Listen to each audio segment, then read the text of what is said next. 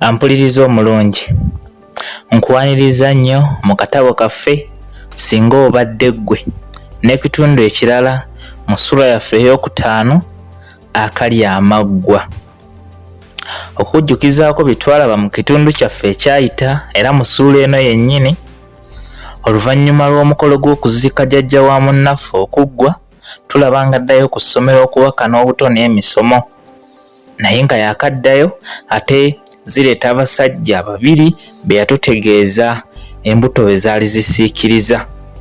Bano oluvannyuma tumanya ng'ekyali kibaleese ku ssomero lino bali baagala kutwala bannaffe abali boolesezza omutindo mu kuzannya akapiira ennaku ntono emabega, era nga ne munnaffe akali amaggwa yali omu ku bo. Wabula ye munnaffe ono kino yakigaana, wadde gye yali atwalibwa waali walungi okwenkana awo, ate ng'era yalina wa kusomera bwereere. Naye olw'obutayagala kulekawo munne maayi, yawalirizibwa okusalawo agaane omukisa oguno. Wabula teyalina nsonga nnywevu lwaki yali tayagala kugenda, mpozi okuwaayiriza ng'ewaabwe bwe baali bayinza obutamukkiriza. Ku lwakino tulaba nga bamusabye asooka agendeko ewaabwe eyo abasabe, tumanya baali bayinza okumukkiriza. Era ekitundu ekyo twakiwunzika munnaffe agenze, wabula n'afunira amagezi mu kkubo, bw'atyo eby'okutuuka n'asalawo abikuba ekimooni n'aweta mu kasaka. Ampuliriza omulungi, ndowooza kati ojjukidde bulungi. Nzikiriza nkwongereyo n'ekitundu kyaffe eky'olwaleero mu ssuula yaffe ey'okutaano akalya amaggwa.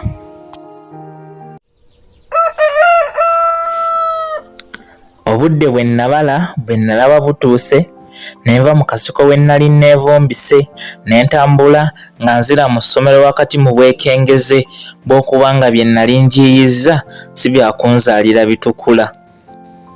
Wabula bwe nnali naatera okutuuka nakyusa mu mbeera ne nfaanana ng'eyali anakuwadde ennyo, era abaali bamanyi ekyantutte bwe bandaba baamanyirawo nti si birungi.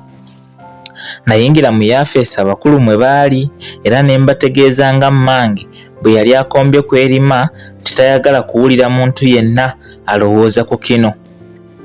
Bwe bambuuza ensonga gy'awadde ne mbagambanga nti bwe yali amanyi nga singa bamala ne bantwala eby'okusoma nti byali bya kukoma awo, olwo ate nzire ku mupiira gwokka. Nali mbutuufu ntunula ng'asaaliddwa era nagenda okulaba ng'omu ku bagenyi bambi annakuwaliddeko.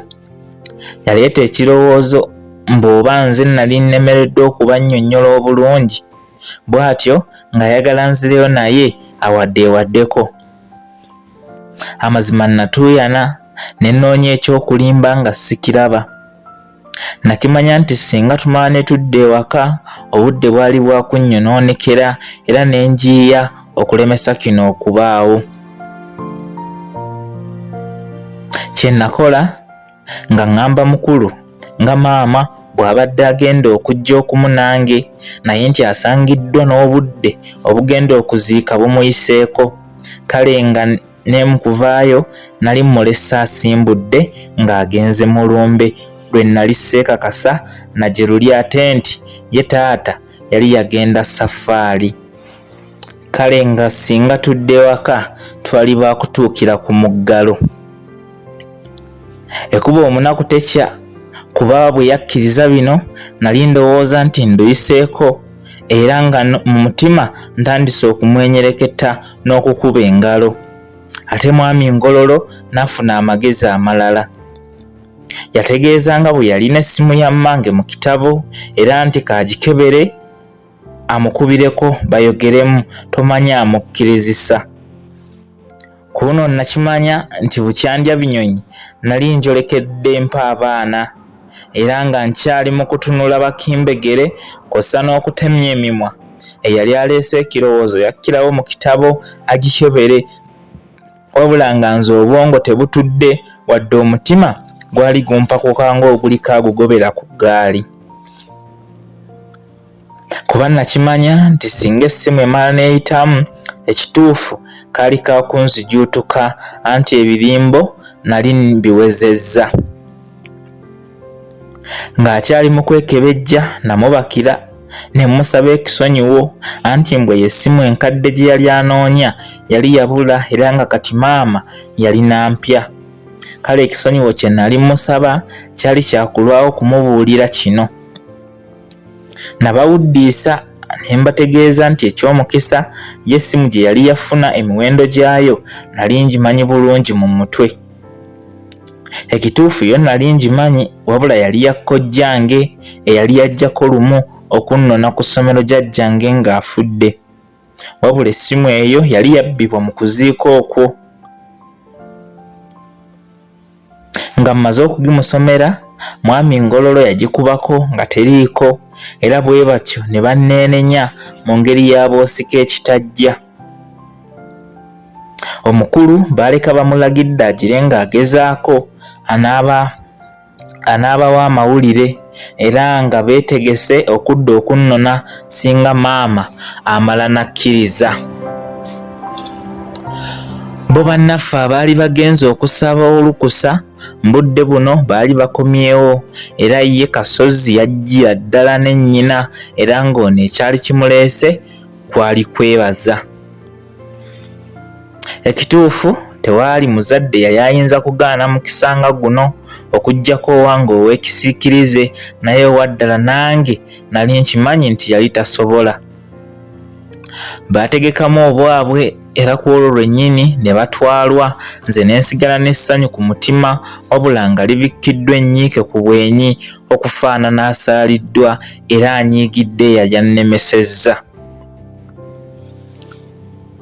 Ng'oggyeko maayi tewali muntu mulala yenna gwe naganya kumanya kyandobera kugenda, kuba n'omukulu gwe namanya nti ayinza okubaako wasanga mmange oba kitange n'abibabuuza, n'ensalawo naye mugeme nga bukyali. Namutegeeza nti ekyali kindobedde okugenda nali njagala nsigale ku ssomero erya nzimba bwe guba mupiira kwe mba ngusambira, era nti ekyokukkiriza bannange batwalibwe yali ng'asibiddwa abatwazi, mpozi kye nali simanyi nti yali yafunyeeyo dda ekyojja mu miro. Wabula nga mmaze omunnyonnyola ebyo teyannemerako nnyo, nakkiriza ekirimbo kyange.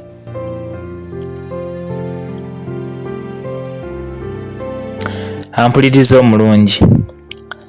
Bwe tutyo ne tuba nga tufundikidde ekitundu kyaffe eky'olwaleero era essuula yaffe ey'okutaano, akali amaggwa.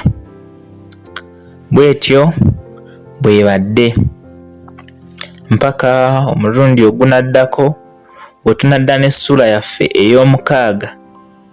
Essuula ey'omukaaga, ebbaluwa ya maayi ennyungula amaziga. Atakuumira mpeera abankuumire nga bulijjo, mbasaba mubeere bulungi, mweraba.